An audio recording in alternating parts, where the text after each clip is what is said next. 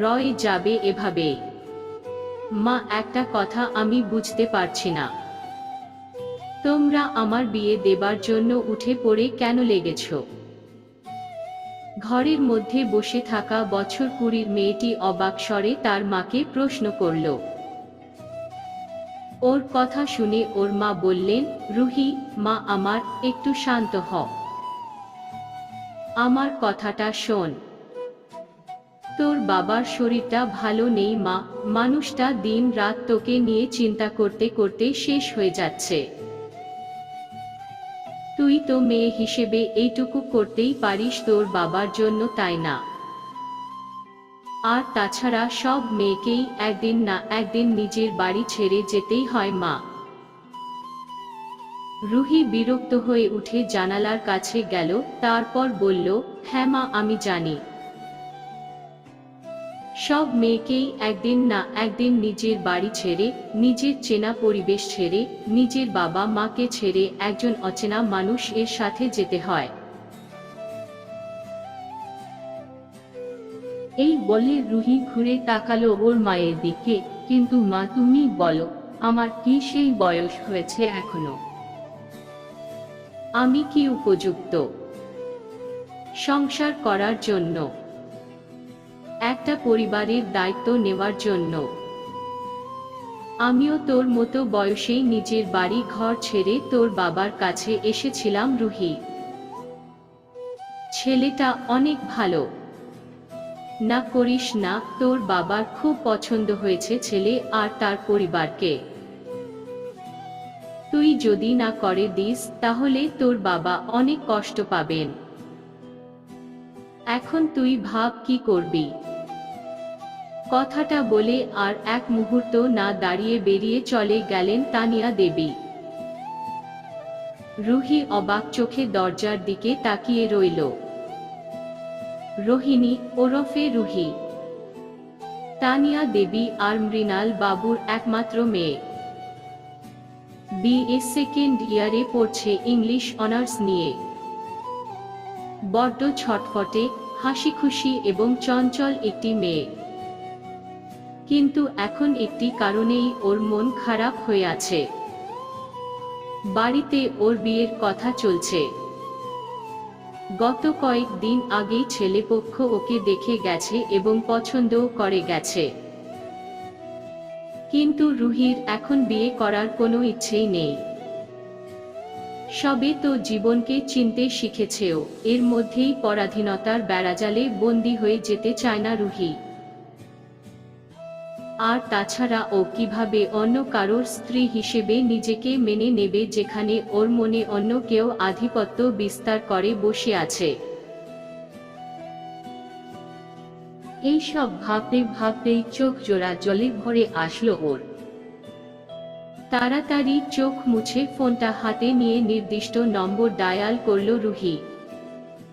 কিন্তু না, আজও তার ফোন বন্ধ।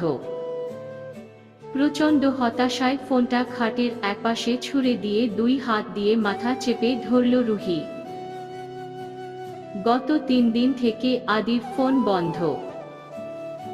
আদিকে খবরটা জানাতে চেয়েও জানাতে পারেনি রুহি।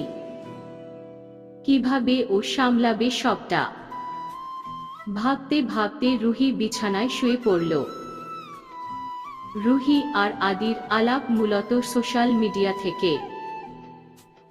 একবার রুহি ফেসবুক স্ক্রল করছিল, তখনই ওর চোখে পড়ে আদির প্রোফাইল, যেখানে একটা বাচ্চা মেয়ের ছবি দেওয়া ছিল।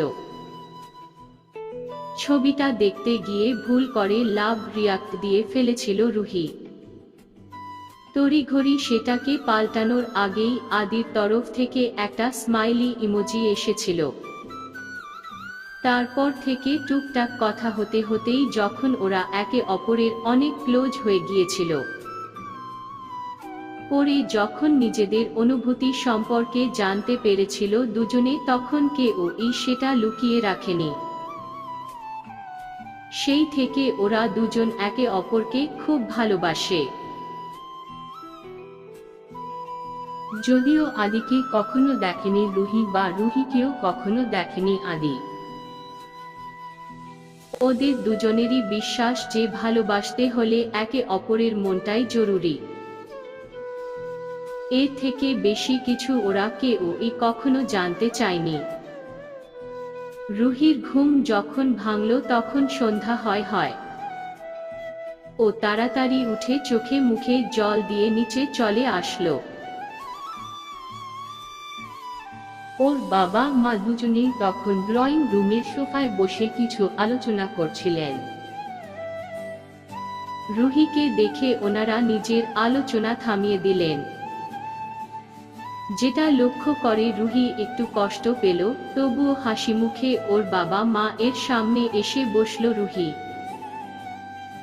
রুহি মা, উঠে গেছো ঘুম থেকে? হ্যাঁ বাবা।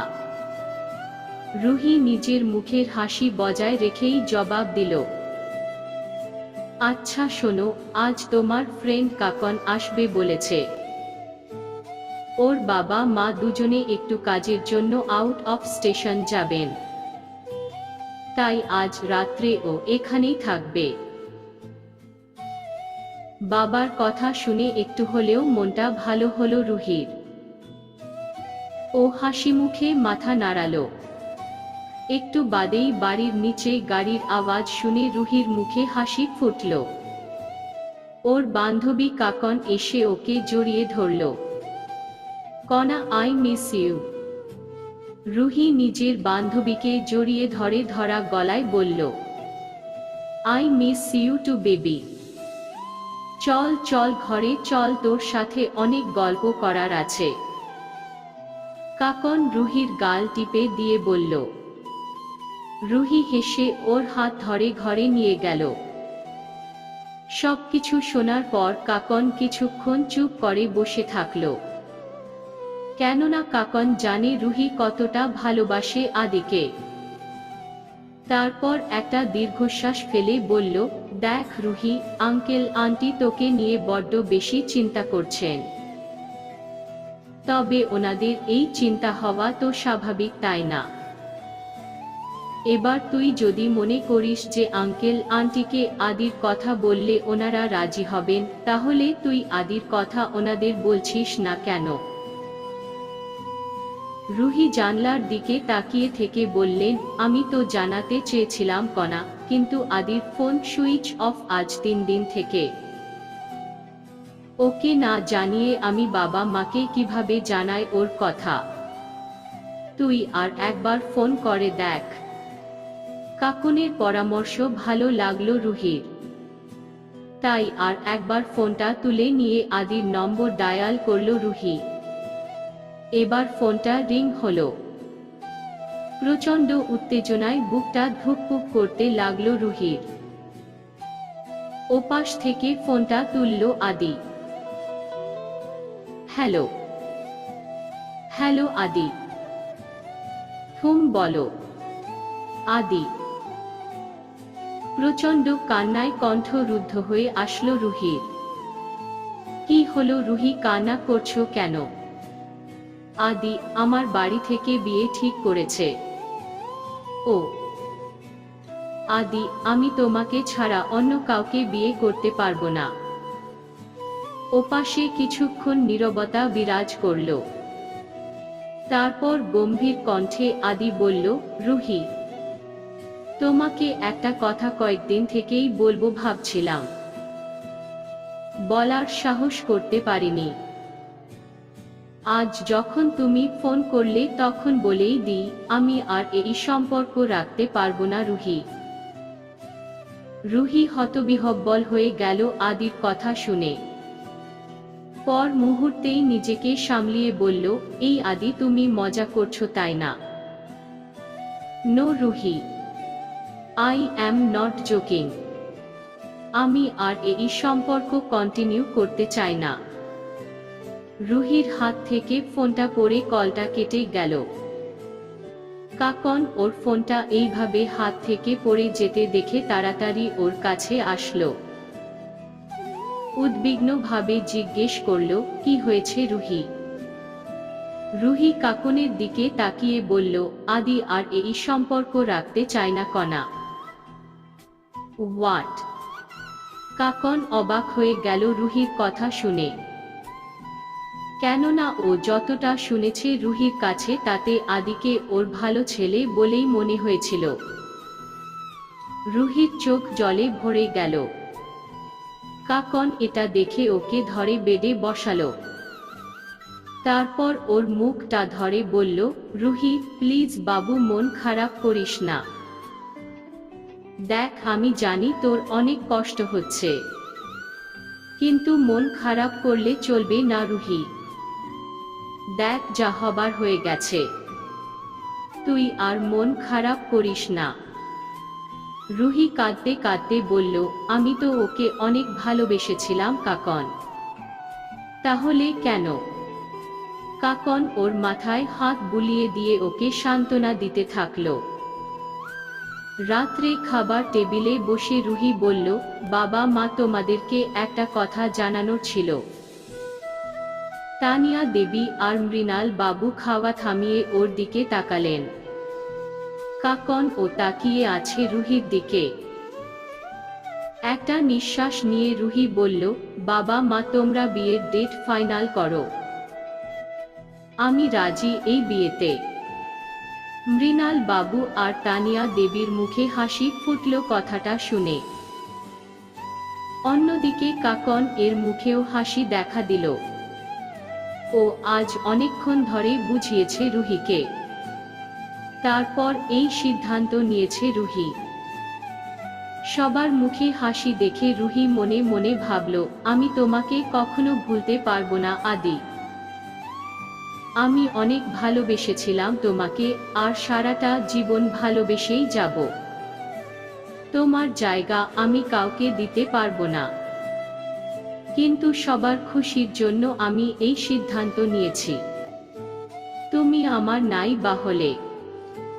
এইসব ভেবে খাওয়াতে মন দিল রুহি, যদিও ও কিছুই খাচ্ছিল না। দেখতে দেখতে বিয়ের দিন এসে গেল। বিকেল হতেই পার্লারের মেয়েরা এসে সাজাতে বসে গেল রুহিকে। রাত্রি ৮টার লগ্ন, তাই বেশি দেরি করা যাবে না। সাজানো কমপ্লিট হতেই আয়নায় নিজেকে দেখে আবারও মন ভারাক্রান্ত হয়ে গেল রুহির। কাকন এসে রুহিকে দেখতেই পেছনে থেকে ওকে জড়িয়ে ধরে বলল, আরে বাস, আমার বান্ধবীকে তো আজ পুরো রানীর মতো লাগছে। এই বলে ওর সামনে এসে বলল, আমার বান্ধবীকে যেন কারোর নজর না লাগে। এই মুহূর্তেই নিচে থেকে আওয়াজ আসলো, বর এসেছে, বর এসেছে। কাকন একবার নিচে তাকিয়ে নিয়ে বলল, এই রুহি আমি যাই, জামাইবাবুর আপ্যায়ন করতে হবে তো। তুই বস চুপটি করে, একদম মন খারাপ করবি না। এই বলে ছুটে নিচে চলে গেল কণা। রুহি চুপচাপ বসে রইল।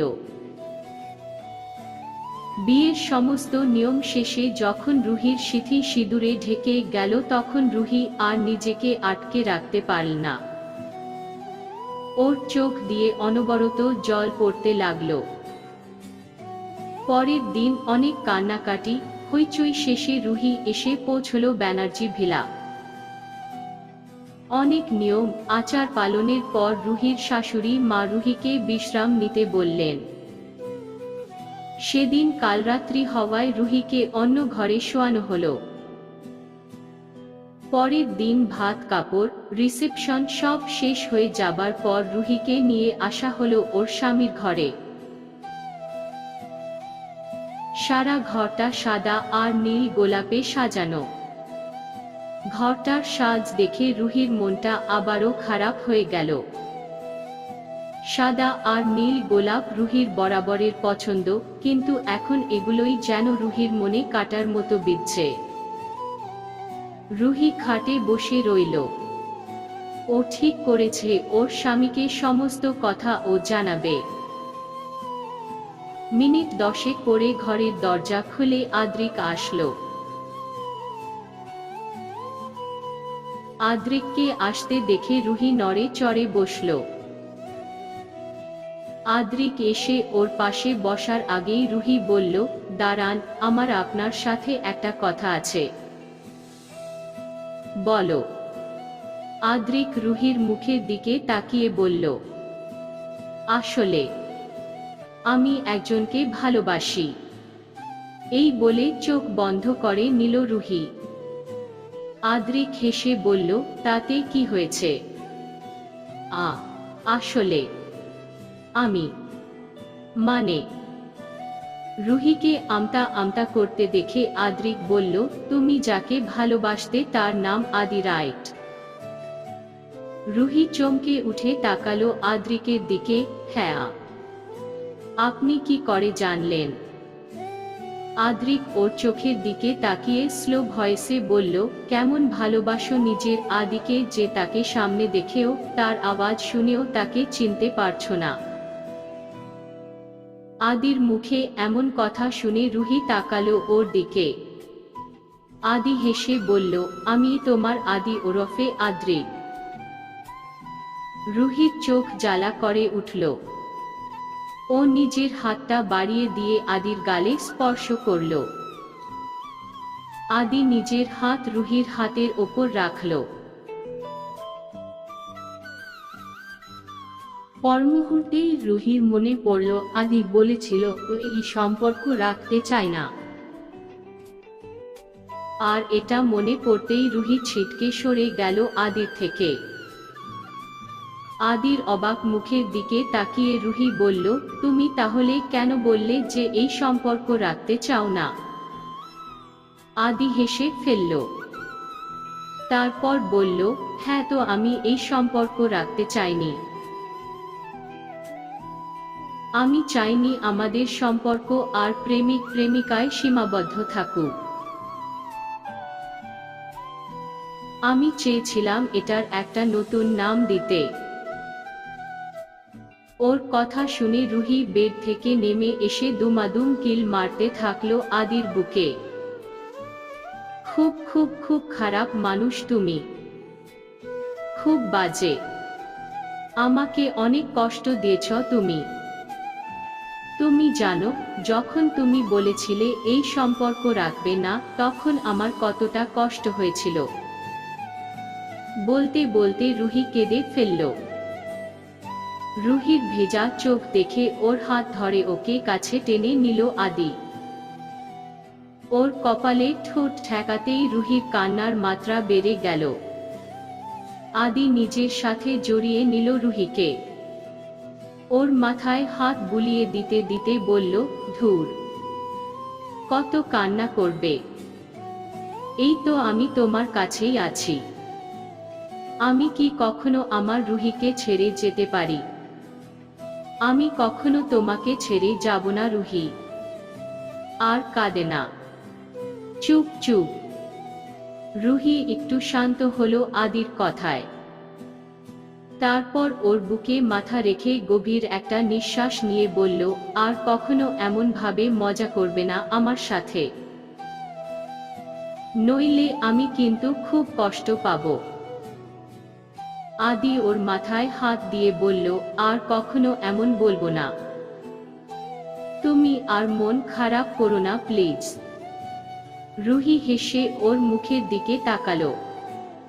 আদি হেসে ওর নাকে নাক ঘষে দিল। তারপর ওকে নিজের সাথে জড়িয়ে নিল। কিছুক্ষণ ওইভাবে থাকার পর আদি রুহির মুখের দিকে তাকালো, যেন কিছু আকুতি নিয়ে। রুহি ওর চাহনি বুঝতে পেরে ও কিছু বলার আগেই নিজের ঠোঁট মিশিয়ে দিল আদির ঠোঁটে। আদি প্রথমে অবাক হলেও খুব তাড়াতাড়ি এই অবাক ভাবটা কাটিয়ে ও শুষে নিতে থাকলো রুহির ভেতর জমে থাকা সমস্ত অভিমান, অভিযোগ। এর মাঝে হঠাৎ বিদ্যুৎ চমকে ওঠায় রুহি ভয় পেয়ে চমকে উঠল। আদি ওকে কোলে তুলে নিয়ে বিছানায় শুইয়ে দিল। দুজন ধীরে ধীরে ডুবে যেতে থাকলো ভালোবাসার রাজ্যে। বাইরে শুরু হয়েছে বাড়িবর্ষণ, আর দুই ভালোবাসার মানুষ মিশে যাচ্ছে একে অপরের সাথে। ভালো থাকুক সমস্ত ভালোবাসার মানুষগুলো। সমাপ্ত।